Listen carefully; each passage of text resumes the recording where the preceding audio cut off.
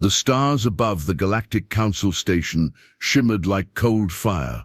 Beyond them, space stretched endless and dark. In this quiet place where laws shaped whole galaxies, something new appeared, silent, massive, and utterly unexpected. A fleet. The ships came without sound, slipping into orbit like shadows.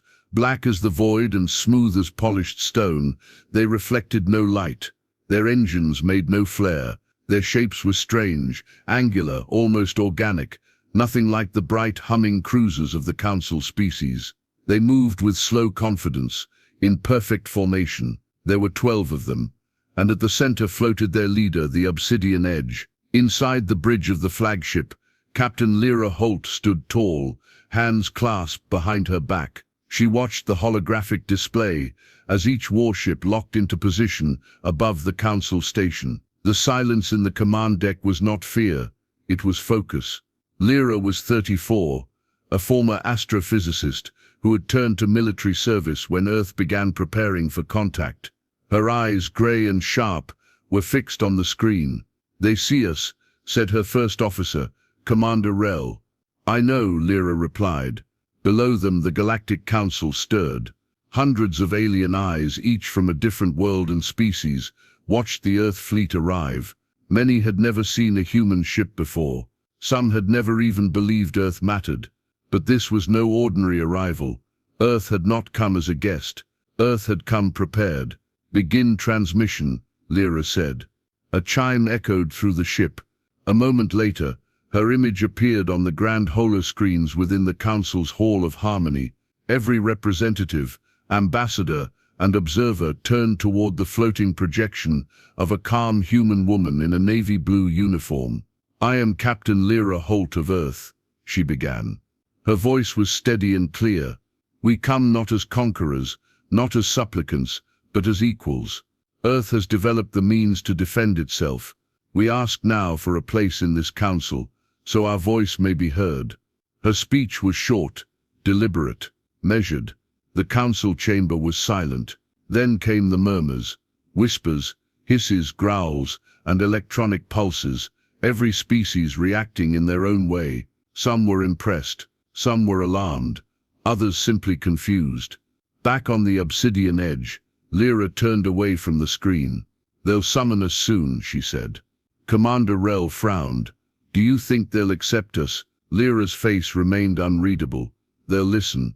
That's enough for now." She walked to the wide viewport and stared at the Galactic Council station. The structure was enormous. Miles of silver and crystal stretched into a rotating ring around a dying star. Once humans had watched such places from far away through telescopes. Now they stood above it. Earth had changed. Centuries of war, peace, rebuilding, and research had led to this moment. The dark matter engine, once theory, now power, had opened doors no one thought Earth could reach. This was not a request. It was a statement, and the galaxy had heard it. The Hall of Harmony was the heart of the Galactic Council. It was a vast chamber, built from glass, metal, and pulsating light, suspended in the central ring of the Council station. Every world that belonged to the Council had a seat here. Some representatives floated in tanks of glowing liquid. Others stood tall on spindly legs. Some were clouds of gas contained in shimmering force fields. And in the center, raised above all, was the speaker's podium. It had been centuries since a new species had stood there. Now it was humanity's turn. Captain Lyra Holt walked across the polished floor of the hall, her steps echoing in the silence. The entire chamber watched her. Thousands of eyes, sensors and minds focused on this one human. Her uniform was spotless, her posture firm. She wore no weapon, but her presence carried the weight of Earth's entire fleet. The speaker, a crystalline being called Vexor, tapped a long, glowing rod against the podium. "We welcome the representative of Earth. You may speak." Lyra stepped forward. A beam of soft white light enveloped her. Her voice would now be heard in every language across the galaxy. She took a deep breath. Then she began.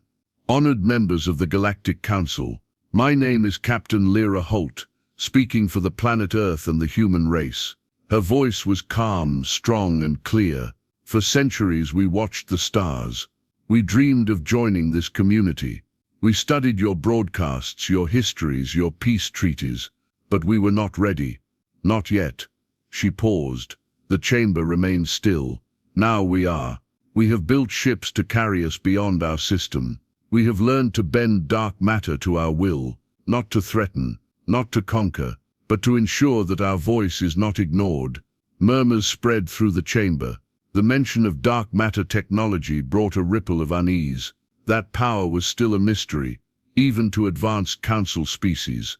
Lyra continued, "We request a seat on this council, not as observers, not as guests, but as equals. Earth will not be silent. Earth will not be small. We are ready to stand among you." She stepped back. The light around her faded. The hall buzzed with sudden conversation, translated whispers in 1,000 dialects. Then from one of the higher seats, a voice cut through the noise. "I object." All heads turned. The speaker was Councillor Varnix of Traskell, a tall, thin being with eyes like coals and skin that shimmered like oil. Varnix was old. He had watched entire civilizations rise and fall. His voice was deep and sharp, like metal scraping against glass. "Earth has arrived not with words but with warships. 12 vessels powered by technology we do not fully understand. Is this diplomacy or intimidation?" Lyra looked up at him, unshaken. "Our ships are a symbol," she said, "of progress, of protection. We do not come to start a war, but we will not come defenseless." Varnix narrowed his eyes. "Your species is young, reckless. Earth has barely left its own system, and now it demands a seat among giants." "Every species here was once young," Lyra replied, "and every giant must choose whether to fear the growing or welcome them." The chamber went quiet again. The speaker raised her rod. "Further discussion is required. The council will enter private deliberation. Captain Holt, you will remain on station until summoned again." Lyra nodded once. "Understood." She turned and walked slowly out of the hall, past the countless eyes watching her every move. Some filled with doubt, some with curiosity, a few with quiet respect. Outside, Commander Rel was waiting. "How did it go?" he asked. Lyra exhaled. "They heard us. That's the first step. They didn't clap. They never clap," she said with a small smile. "But they didn't silence us either." The doors closed behind them as they made their way back to the docking ring. The obsidian edge hung outside, dark and motionless. Its presence, like a shadow across the stars, would not be ignored, and neither would Earth. The meeting with the Galactic Council had shaken the stars. Even behind closed doors, the debate over Earth's place among them raged louder than usual. On the surface, it was politics. In truth, it was fear. The obsidian edge remained in orbit, still and silent, like a shadow cast over the council station. From a distance, it seemed to rest. But inside, it was alive with activity. Captain Lyra Holt sat in the war room with her senior officers.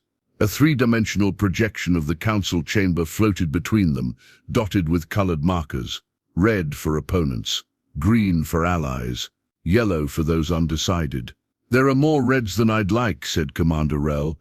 "Traskell, Zetherians, Othari. They all think we're a threat." "We knew this would happen," Lyra replied. "They fear what they don't control." She turned to her strategy officer, a tall woman with dark eyes named Lyra Kim. "Any word from the Amari or the Taldrex? They've sent private messages, supportive but cautious." "They'll wait to see how we handle the pressure," Kim answered. Lyra studied the projection for a moment, then said, "Let them wait. They'll see." The council was not just a political body. It was a stage, and behind that stage were hidden hands, pushing, testing, manipulating. Lyra knew this. She had studied their history. Every new species that rose was tested before being accepted. Earth would be no different. That night, Lyra attended a private diplomatic gathering aboard the council station.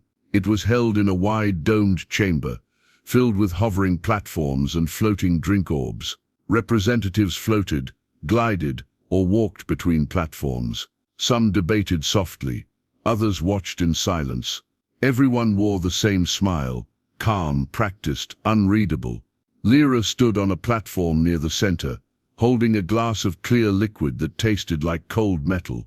She was surrounded by 3 delegates, one from the water-based Fathari, one from the winged Skarn, and one from the insectoid Drow hive. All asked polite questions. How did Earth learn to harness dark matter? Why such secrecy until now? Why not send diplomats first instead of warships? Lyra answered each with patience. We studied in silence so we wouldn't be silenced. We came ready so we wouldn't be ignored. Her answers were honest but controlled. She offered no technical secrets, no promises, no apologies. That was her strength, measured truth. Then Varnex arrived. He did not walk. He glided, his long frame moving like smoke. The other delegates drifted aside, sensing tension. He stood across from Lyra, eyes fixed on her. Captain Holt, he said, voice low, you wear the mask of peace, but carry the tools of war. Lyra turned to him without blinking. Only the foolish walk into power unprotected, or the arrogant, Varnex replied. Tell me, how long do you think the Council will tolerate a species that refuses to disarm? As long as it takes for them to realize we don't intend to be ruled. A cold pause followed. You think your ships make you untouchable, Varnex said, but the Council does not fear power. It removes it. He turned and walked away without waiting for a response. Lyra finished her drink and set the glass down, back aboard the Obsidian Edge. The mood was tense. Sensors had picked up subtle shifts in the Council station's defense fields, nothing direct, but enough to suggest hidden surveillance. Drones lingered longer near Earth's ships. Communications were slower. Access requests were delayed. They're testing us, Rel said. Lyra nodded, and preparing something. We need to be ready for more than words. She went to her private quarters that night, but sleep did not come easily. She sat by the wide viewport, watching the stars. Her reflection in the glass looked calm, but beneath that calm her mind raced. Humanity had come far, from dust to spaceflight, from silence to voice. But this place, the Council, the politics, the power games, was dangerous. One wrong step could turn all of Earth's progress to ash. She clenched her fist gently. They would not fall, not here, not now. Let the Council play their games. Humanity had learned to play their own. The artificial morning aboard the Obsidian Edge began like any other. Lights brightened in gentle pulses, mimicking Earth's sunrise. Crew members moved through the halls, running checks and reviewing transmissions. The ship's systems reported all normal, but Captain Lyra Holt knew something was off. It was a feeling, sharp, quiet, like the pause before a storm. Status report, she asked, as she stepped onto the bridge. All systems green, Commander Rel replied. Patrol drones returned. No unusual traffic. Lyra scanned the central display. The Council station floated below them like a shining ring. Dozens of ships orbited nearby, but none had approached too close. Still, the feeling remained. Deep in the engineering core of the ship, a quiet sound echoed, barely louder than a breath. A panel slid open. A small black shape slipped through the maintenance vent. It moved quickly and with precision, avoiding motion sensors and cameras. It wasn't part of the crew. The intruder, no taller than a child, crept through the lower decks with calculated grace. It reached the ship's dark matter core chamber. Inside, the core pulsed with a slow, deep blue light, a beating heart of invisible power. The creature reached into a pouch and pulled out a small sphere. Smooth, unmarked, deadly. It activated the sphere and placed it on the core's outer shell. On the bridge, an alert blared. Security breach core deck, shouted Ensign Vale. Lyra didn't hesitate. Lock it down. Send units. I'm going myself. She moved quickly through the corridors, accompanied by Rel and 2 security officers in armored suits. The crew had trained for this. Earth's enemies no longer came in massive fleets. They came in shadows. They reached the core chamber and found the hatch forced open. Inside, the lights flickered. The small figure stood before the dark matter core. It turned, revealing black eyes and silver skin, an Othari saboteur. The Othari were allies of Traskell, silent manipulators, experts in infiltration. The saboteur hissed and threw a blinding pulse grenade. Lyra dropped behind cover. The security team raised shields. One fired a stun pulse. The shot hit the creature square in the chest. It collapsed with a dull thud. "Disarm that device," Lyra ordered. Kim arrived seconds later. Her hands worked fast, scanning the sphere. "It's not a bomb," she said. "It's a destabilizer, meant to overload the core and make it look like a malfunction." "Sabotage," Rel growled. "They wanted us to explode ourselves, or look reckless," Lyra added. "To prove we're not ready for the council." They removed the device and locked the saboteur in a containment cell. Lyra stood outside the cell window, watching him. He said nothing, just stared with flat, emotionless eyes.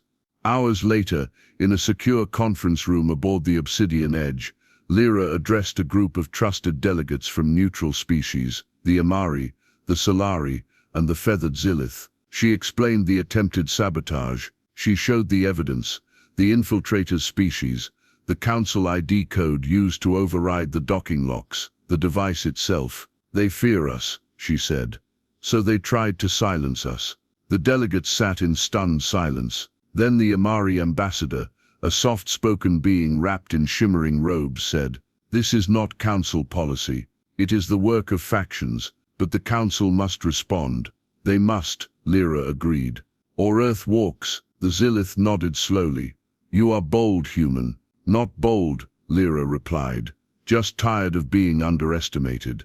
Back in her quarters, Lyra finally let herself feel the weight of it. The near destruction of her ship, the attempt to frame Earth as a danger, the cold, deliberate hand of Varnix behind it all, though there was no direct proof. She looked out at the stars once more. The galaxy was vast, but tonight she did not feel small. They had tried to shake Earth's place before it even began, but Earth stood, the fleet remained, and tomorrow she would face the Council again, not with fear, with fire in her voice. Captain Lyra Holt stood in front of the mirror in her quarters. Her uniform was perfect. Not a crease, not a mark. Her dark hair was tied back, her expression calm. Outside, the Obsidian Edge floated like a black arrow, aimed at the heart of the Galactic Council. Today, everything would be decided. The sabotage had changed the conversation. Word had spread, fast. Though no one named the culprit, the Council delegates were no longer debating if Earth was dangerous. Now they were asking who was afraid of Earth and why. The Hall of Harmony was quieter than usual. Lyra entered through the central gate, her steps steady, her eyes forward. Delegates filled their seats. Some looked curious, others cautious. A few looked away entirely. At the center of it all stood Councillor Varnix of Traskell. His posture was perfect, but Lyra saw the stiffness in his shoulders. Speaker Vexa raised the glowing staff. "We reconvene to determine Earth's place among us. Before the vote, each side may speak one final time." Varnix was the first to step forward. He bowed slightly, then spoke. "Honored Council, let us be clear. Earth is a young species. Driven, yes. Intelligent, certainly. But they arrive not with humility, but with dark ships and hidden power." He turned toward Lyra, then back to the Council. "They claim peace, but act in secret. They claim readiness, but bring war machines. And when sabotage strikes suddenly, they have enemies. I ask you, can we afford to welcome such unpredictability?" His words flowed like poison wrapped in silk. He stepped down. The hall murmured.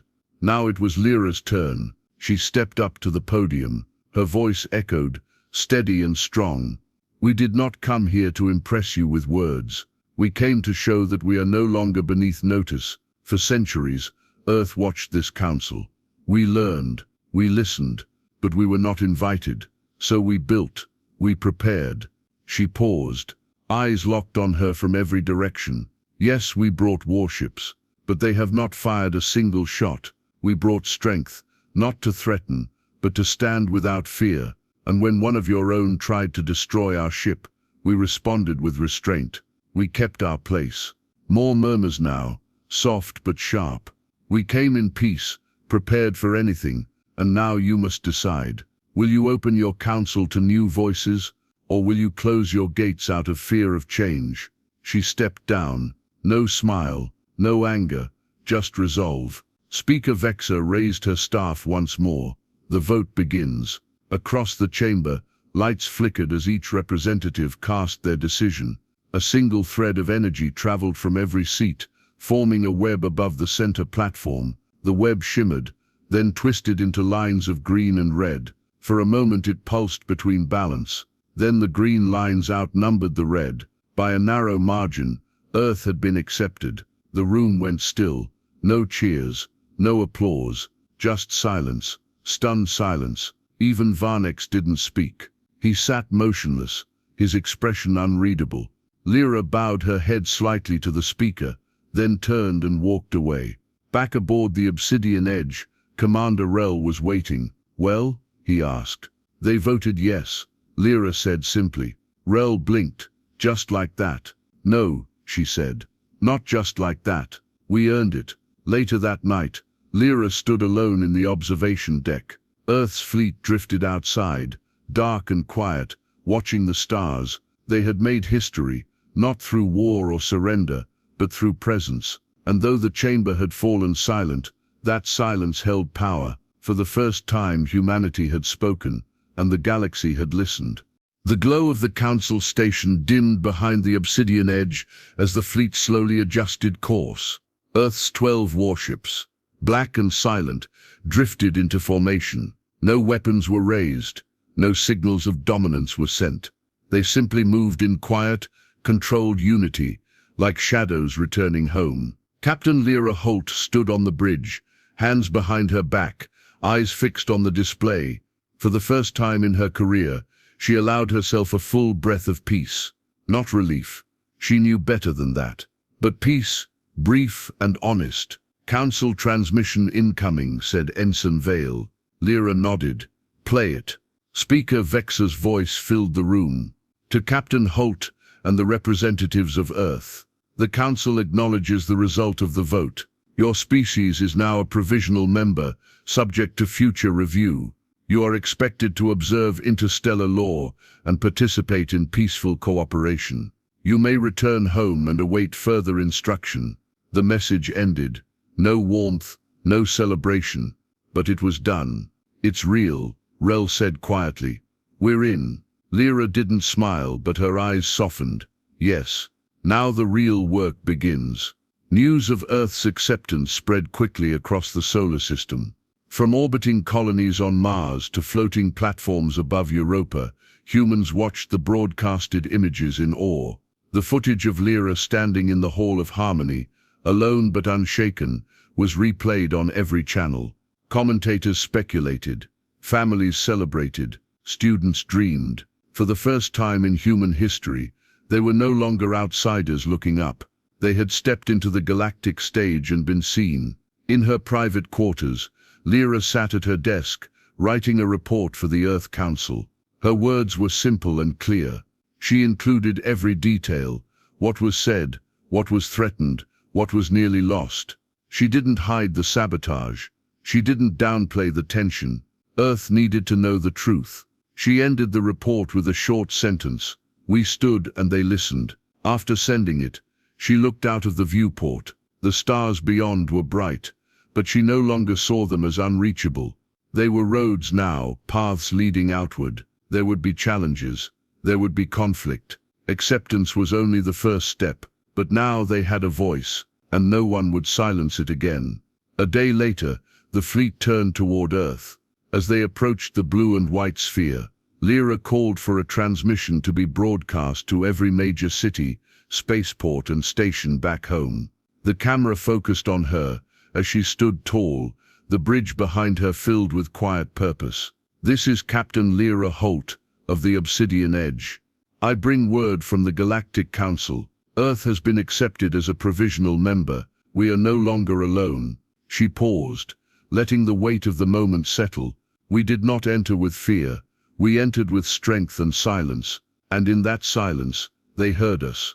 The galaxy will never see us the same again." As the transmission ended, celebrations broke out across Earth. But in orbit, on the bridge of a silent warship, Lyra did not cheer. She returned to her seat and simply looked ahead, where new stars waited and new challenges would rise. She knew it was not over. It was only the beginning.